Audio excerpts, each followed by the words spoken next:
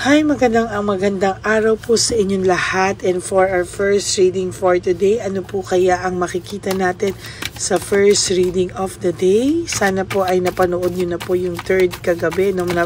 Parang 1:30 AM ko na po siya na-upload kasi nakatulugan ko po, pero na-upload ko pa rin po siya ng 1:30 AM, no?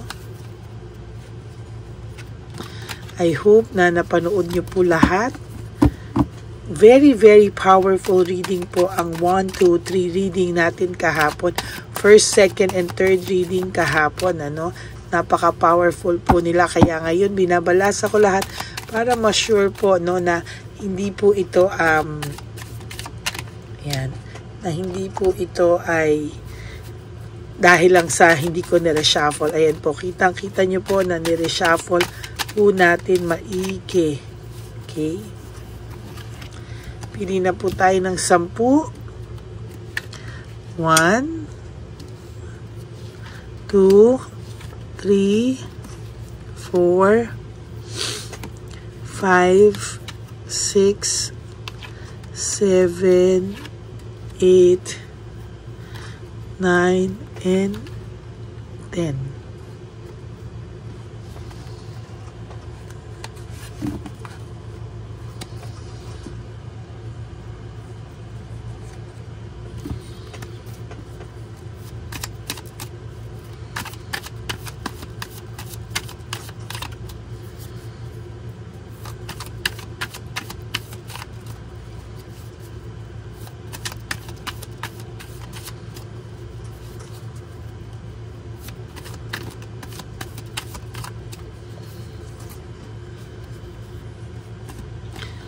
May bumagsak pong dalawang baraha. Sorry, I just want to read this loud and clear muna sa inyo bago ako pumili ng second card, no? Loss and grief, self-pity. Ayan, no? Nawala na po ito ng sariling boses, no? Sa ngayon po ay tumatahimik lang to sa kanyang kalooban. Wala na po siyang magawa, no? Pero ito po ay may pagsi-self-pity, pagluluksa, at feeling niya po ay siya po ay wala ng ligaw na po siya sa totoo lang, no? Naliligaw daw po siya at hindi niya alam paano makabalik, no? Yun yung ating title kasi talagang bumagsak lang po siya, no? And parang nakaramdam po ako na yun ang maging title. Naliligaw daw siya at nahihirapan siyang makabalik.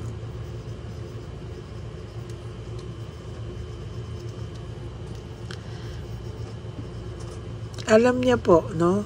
Makabalik. Alam niya po, no, na nahihirapan siya paano makabalik sa'yo. Right now, alam niya po yung buhay niya ay hindi yan yung buhay na dapat sa kanya, no? Pero ayan po, oh. Ngayon, nahihirapan siyang bumalik. So, tingnan pa po natin. Pumili pa tayo dito ng 10 baraha, no? 1, 2, 3, 4, 5, 6, 7,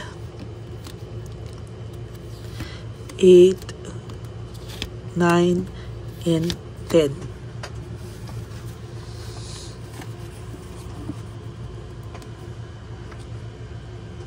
Huwag niyo pong i-skip to kasi dito po tayo kumukuha ng energy po para sa inyong lahat. Imagine niyo po na kayo po ay aking nasa harapan, no, para po ma-feel niyo po yung mensahe para sa inyo sa araw na ito.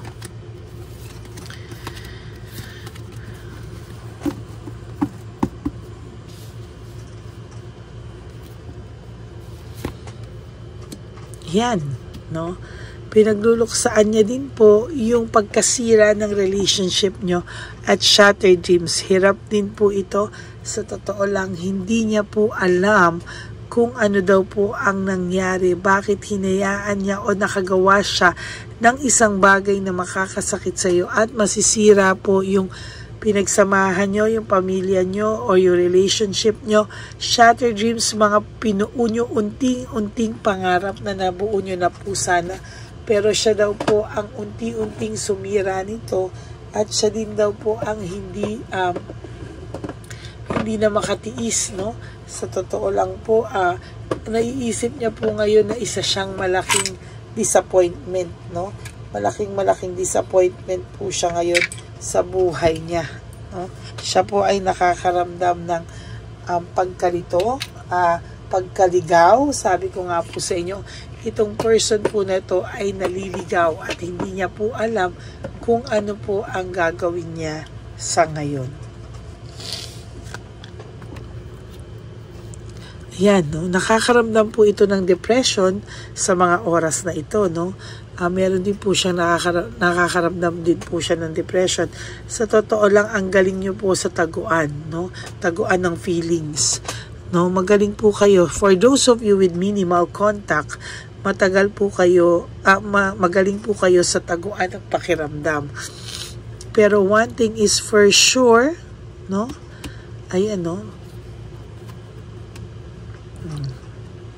kailangan po talaga, no, na ito, harapin niya po talaga yung nararamdaman niya. Harapin niya po talaga kung ano po yung talagang gusto niyang mangyari sa buhay niya.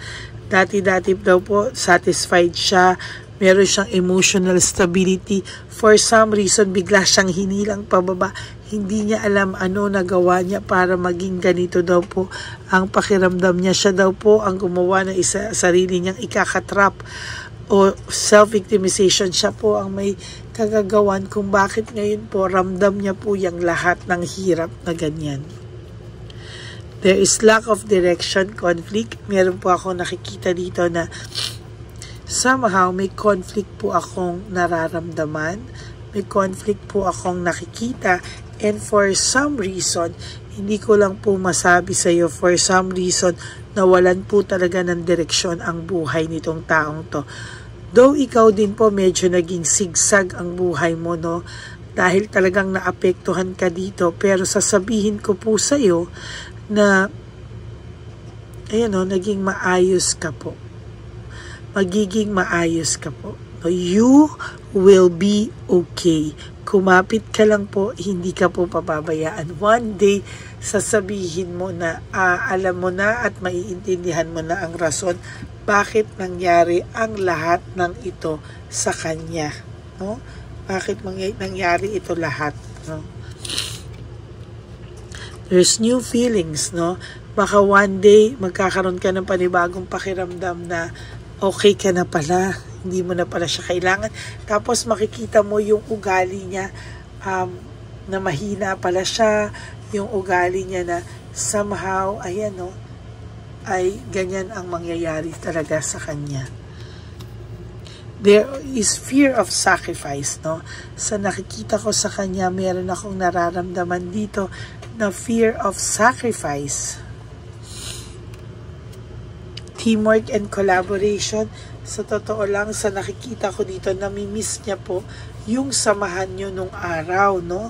Namimiss niya po yung collaboration nyo, namimiss niya po yung teamwork yung dalawa, and somehow, sa nakikita ko dito, ay nahihirapan po itong tao na to sa ngayon, nahihirapan po talaga siya at hindi niya po alam kung ano daw po ang gagawin niya. Sa totoo lang, naiisip niya kayo hindi niya alam paano mawawala ikaw sa isip niya, no? For some reason, meron na siyang iba, pero hindi niya po makuha kasi yung connection na meron kayo dito sa taong bago, no? Lagi po siyang nahihirapan kasi ang pakiramdam niya, ang layo-layo sa pinagsamahan nyo, hindi niya makumpara, no? Parang there is something, malaking butas na hindi niya alam bakit siya nagkaganon, no? Hirap na hirap po ang taong ito. There is this loneliness and isolation. So nakikita ko po dito, mahihirapan po ito sa mga susunod na panahon because there is a really loneliness, deep na loneliness and isolation. Maybe nilayo niya po yung sarili niya sa inyong lahat. nilayo niya po yung sarili niya, dinitouch niya po yung sarili niya sa inyong lahat, no? And parang mahihirapan ka pong makakuha ng reaction na totoo dito sa taong ito, no? Medyo may pagka-bitter siya, no? Minsan alam mo yung pagka-bitter niya, yun yung matuwa ka nga pagka-bitter na bitter siya kasi somehow alam mong affected yan, no?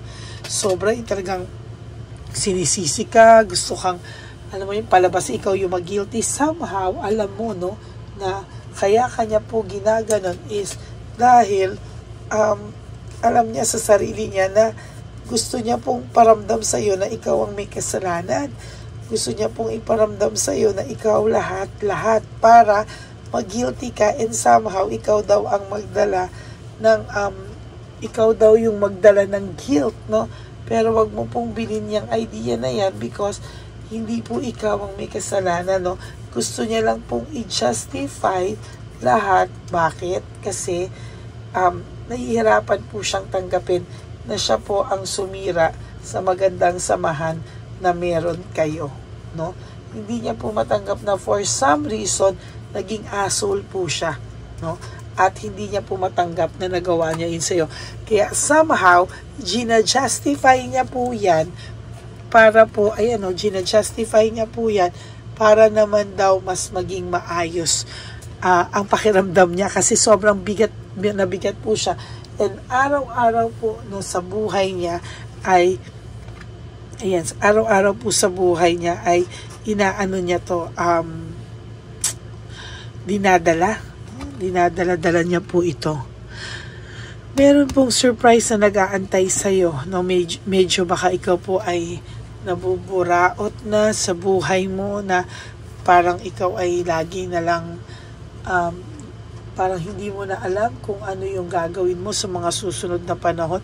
Huwag ka pong mag-alala. Why? Because there will come a time na mas magiging maayos ka pa po. At hindi man po sa ngayon, pero you will be okay, kapatid. Maniwala ka po sa akin. Alright? At this very moment, pumikit ka po. And sabihin mo, I will survive and I will be okay. Malapit na, no? Yan po, lagi mo pong i-remind yung sarili mo. Siya po, unity and partnership. Naiisip niya po kayo, 2 cards with different, same meaning. Naiisip niya po yung unity nyo, yung partnership nyo, yung connection nyo. Yan po ang palagi niyang naiisip na hindi po mawala-wala sa isip mo niya. Samantalang sila, nung current partner niya is panay tension at kakaiba. Yan ang nangyari sa kanila, no? Panay tension. At ito pa yung sasabihin sa kanya, sa maniwala ka at sa hindi, pinag-aawayan ka po ng person na ito.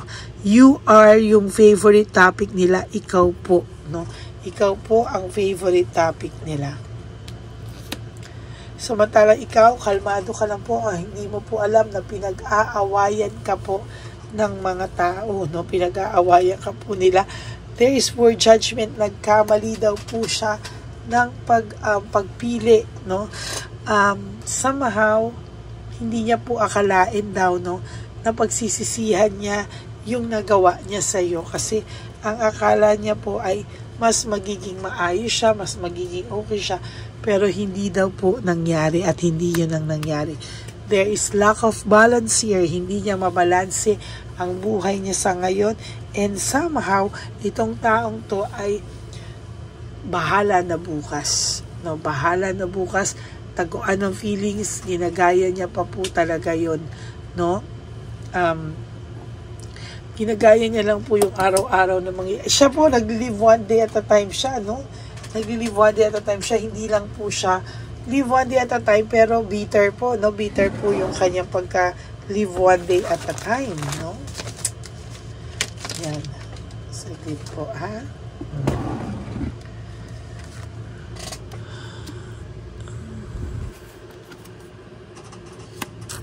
Burnout and overstress po ito, no? Sa totoo lang po, ito po ay overstress na talaga. Burnout na po itong taong to. And somehow, hindi na po niya alam kung ano po ang mga susunod na mangyayari sa kanya. So sabi niya, bahala na kung ano mangyayari sa susunod. And ayan, no? Oh my God, 2 different cards with one meaning na magkatabi, no? Burnout and stressed out.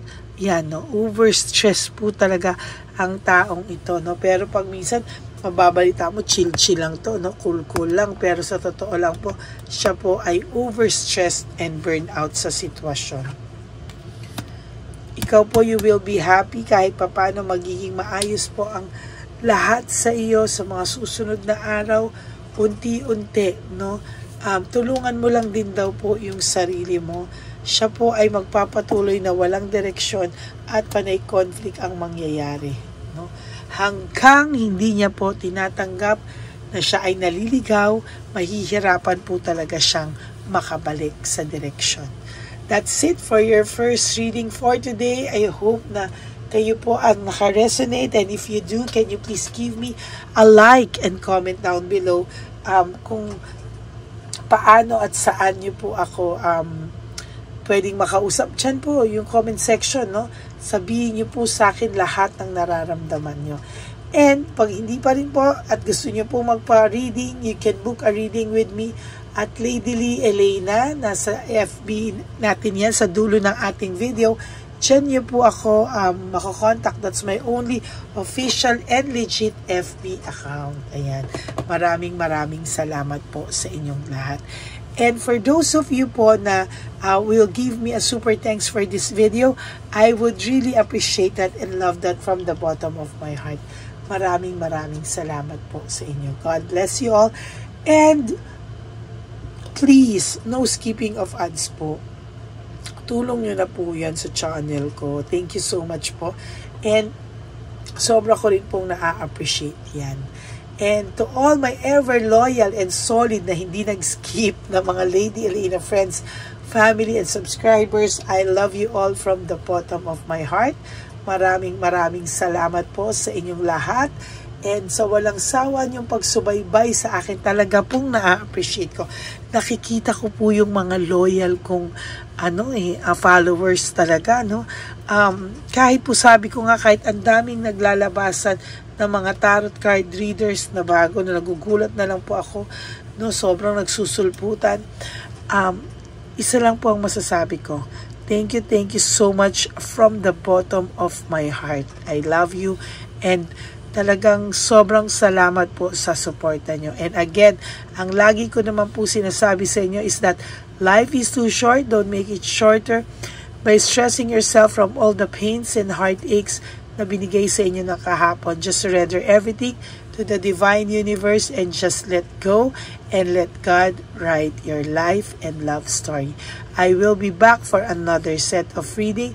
Huwag po kayong malulungkot. Magbabalik po ako for another set of reading. Kita nyo naman po kahit anong oras, basta kaya ko po talagang ibibigay ko po sa inyo because you really deserve that. Dahil lagi po kayong nakasuporta sa akin at maraming salamat po.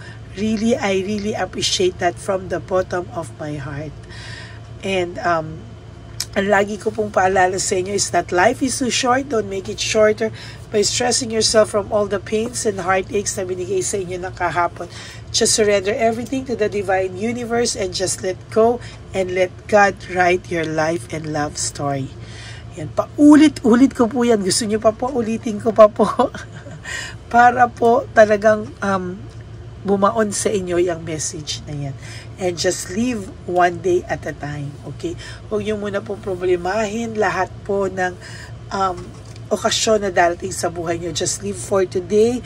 You wake up and sleep knowing that pwede kang gumawa ng 3 magandang bagay that will make you happy for today. Just simple things that will make you happy today. Even eating your favorite food, no? Ganun lang po kasimple, no? Yung kahit mabababaw, hindi ko po sinabi na gastusan nyo yung sarili nyo or what. But 3 simple things that will really matter sa iyo. Okay? So that's it for your first reading of the day. I hope na naka-resonate po kayong lahat. At maraming salamat po. Ako po ay magbabalik para sa second and third reading of the day today. Thank you very much po. God bless you all, and I will all see you again on my next reading. Bye!